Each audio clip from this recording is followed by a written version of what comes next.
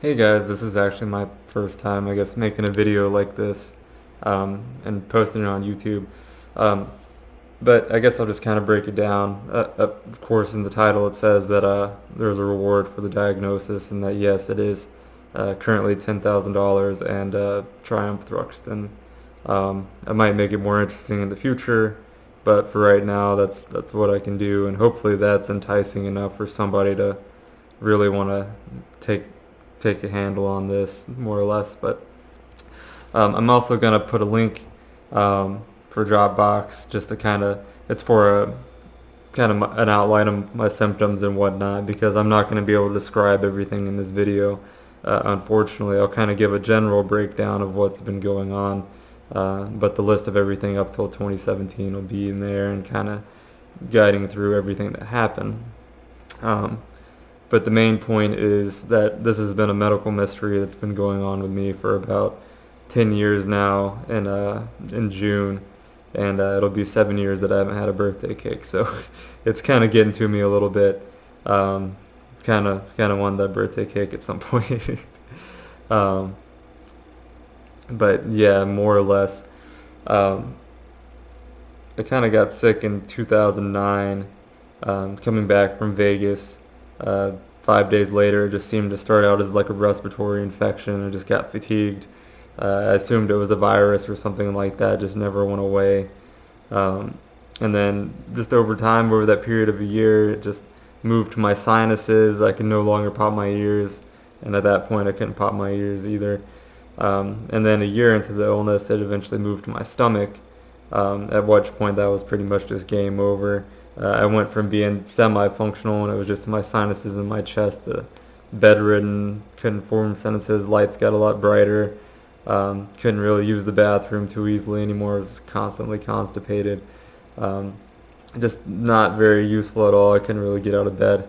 Um, and then it just progressively got worse and worse. We went to Duke, and I mean, they didn't find anything. I mean, they only tested me for a few things at Duke. They only tested me for like POTS and Lyme disease, which of course were negative. And then after that, I went to the Cleveland Clinic up in 2012 and saw all their doctors, neurologists, rheumatologists, infectious disease, plus similar doctors at a university, which of course nothing really came from that. I feel like I got blood taken possibly every day. But I was just constantly in and out of the emergency room up there, and no one could really tell me like anything other than like, oh, well, we kept you from dying today. But yeah, we still don't know what's wrong with you. So, I mean, there was obviously something wrong. They were at least able to admit that. They just didn't know what it was, or they didn't care enough to go through with figuring it out.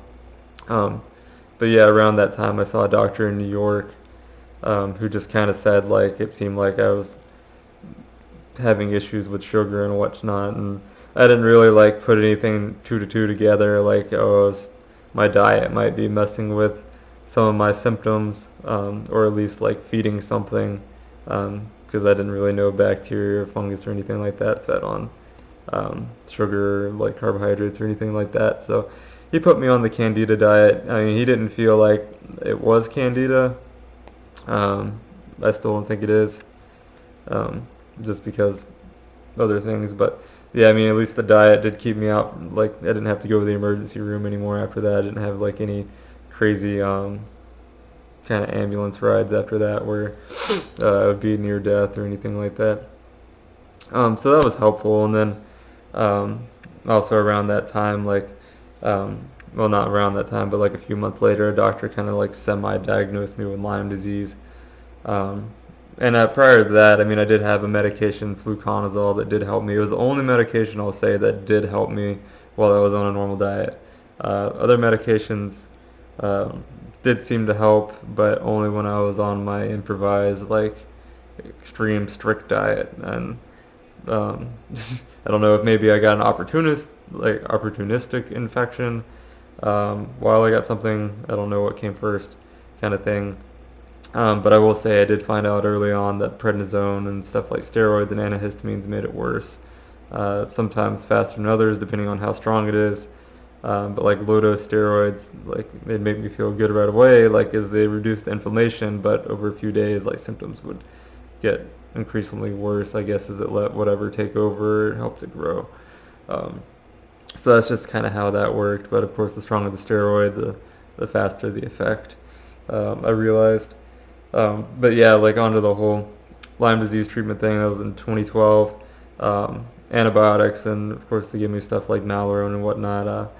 I think my first cycle of treatment was Malarone, doxycycline, azithromycin, and that kind of helped. I mean, it was better than where I was. It kind of got me not bedridden. So I mean, I knew it was like getting rid of something. I just don't know what, because I don't think it's Lyme disease anymore. Just because like other patients I had talked to in the future and whatnot didn't have my degree of severity with food limitations. And plus many of the other ones were getting better off of different medications than what I got off of, or got better from. So yeah, I did the oral treatment for a couple of years, I think until like 2015.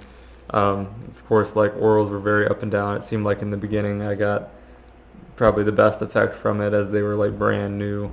My body hadn't seen oral antibiotics like that before.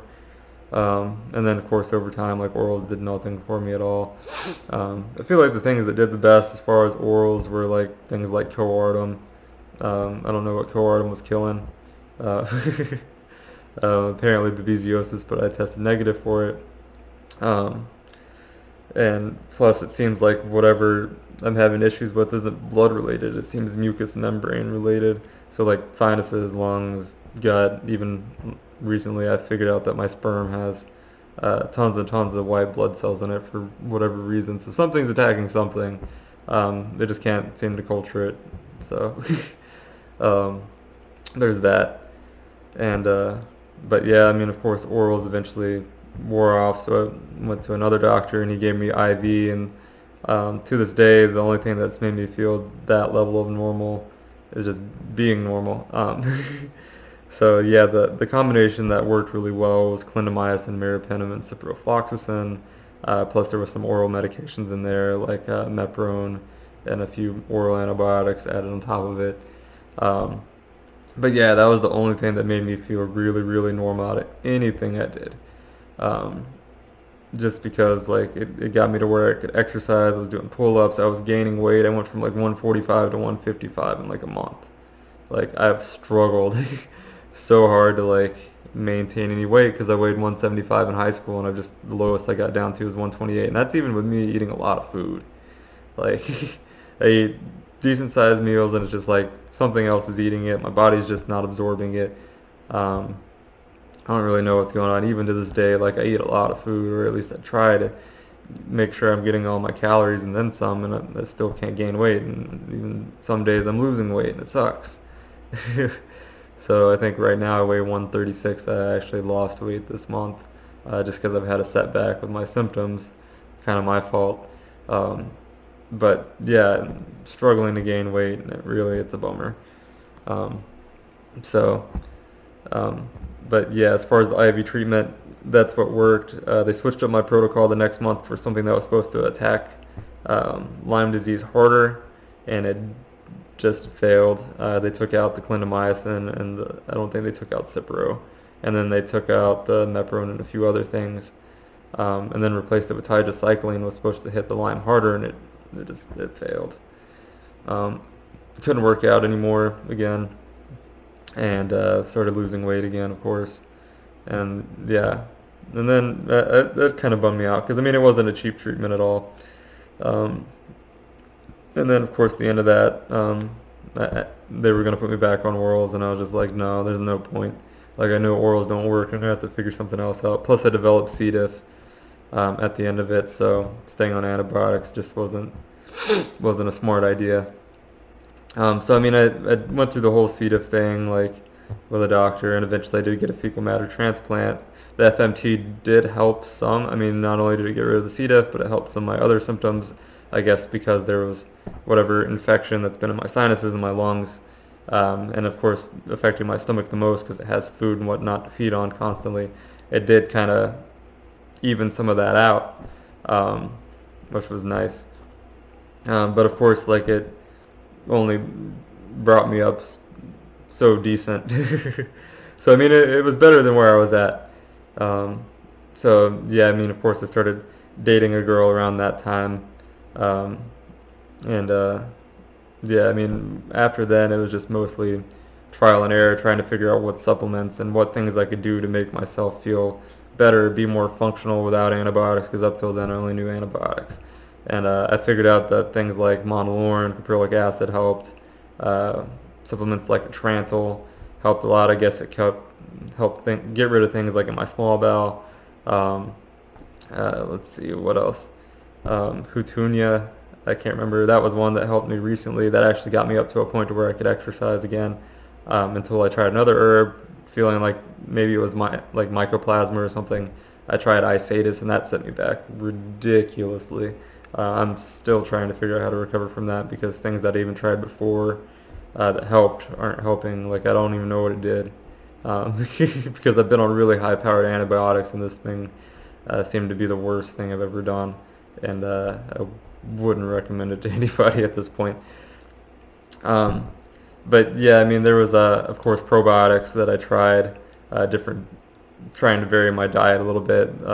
So I kind of went on a trial of like trying different strains of probiotics, individual strains. Of course, I found out that Lactobacillus plantarum and I think Bifidobacteria longum were the only two that I could like tolerate no matter what. Um, like all the time, like I guess it just reduced inflammation enough to where my body wouldn't attack it, because my body's just in this constant state of like, oh my gosh, I gotta attack everything because it's everywhere. So anything new, it wants to attack. And then I guess after it kind of eased things down, I was able to integrate a few more bacteria, Megaspore biotic. Integrated that slowly, and then of course a 5-strain probiotic um, from Custom Probiotics, which I recommend them highly, because they work. They're just an amazing company, and they've always, anytime I needed something, like they've been on top of it. But yeah, I was able to integrate that in, just kind of between those things and of course the Hutunia and stuff. I was able to get to a decent level of functionality, where I could like kind of exercise and stuff. I still wasn't gaining weight too well, but I could do low energy like workouts and whatnot, which was nice. Um, and yeah, now since the Isatis, I'm trying to get back to where I tolerate certain probiotics. I'm not tolerating Hutunia now or Trantil, which is really bad. It seems like my kidney area hurts more, as well as my urinary tract. So it's just, I took that in February. It's now middle of May, and usually whenever I take a supplement that doesn't agree with me, wears off in a few days if it makes me feel bad. But this one just like snuck up. Like I didn't realize it was messing me up till like 3 weeks into it. Like I was doing 3 days on, 4 days off, like really low dose. And I guess it has like an anti-inflammatory effect too, but I guess that hit it from what it was really doing, and it really messed things up. And yeah, I'm trying to figure out how to fix that now. But yeah, I guess kind of the main things is I just want to figure out like how to diagnose this. Like it's just obviously in my mucous membranes, I don't know how to diagnose or test for something that's there. It's obviously something that's uncommon, super rare. Maybe I got it from somebody on an airplane that, like on my way home, and they were from a different country, and this is just something that's off the wall, never seen, because even at the Lyme disease clinic I went to, all the patients I talked to, even like tough patients there, none of them had like the exact symptoms I had. Like none of them had like the sinus things where they couldn't pop their ears, or like the stomach things where they could only tolerate 2 foods, because at the time I could only tolerate chicken and cucumbers. That was it. It was the only thing I could tolerate and be semi-functional and not feel like I was going to die. And it wasn't until like the probiotics and the Hutunia and the Atrantil that I was able to tolerate like celery juice, and like I could juice blueberries, but I couldn't really eat them. And then like a little bit of lentils here and there. But that was it. Like, if I overdid it, like, it seemed like it still fed things. So, yeah, I'm trying to kind of post this out to the world. Hopefully, someone will take it serious. I mean, the reward is very real. $10,000 and a motorcycle. Um, I feel like that's a pretty good deal just for hopefully some diagnosis that I could get someone to test me for if a doctor wants to work one-on-one with me. Um, I've just This has been a long time. It's 10 years. I've lost my fiance because of this illness. Like, it kind of keeps going, and I really don't want to keep putting my life on hold. And of course, people that have been undiagnosed forever, they probably realize that seeing specialists, seeing doctors and stuff like that, you schedule an appointment, like, get kind of hopeful. It's usually a month or two away. Then you see there, and they're just like, oh wow, you've seen a lot of people. What do you expect to get from this? Kind of thing. Because doctors that I've seen, they don't want to look at what's going on beforehand. Don't want to like tell you until you come in. So I'm hoping I can save a lot of time, and someone will be like, yeah, I can help you. Come see me. I understand what's going on, and that's kind of what I'm looking for. So I'll put a more descriptive thing in the Dropbox link below. And of course, if you have any questions, just send me a comment or send me a private message. I don't know if that's possible on YouTube, but I'm always willing to reply. I'll stay active in this kind of feed. But hopefully something will come from this, and just if anything, please share this. Thank you.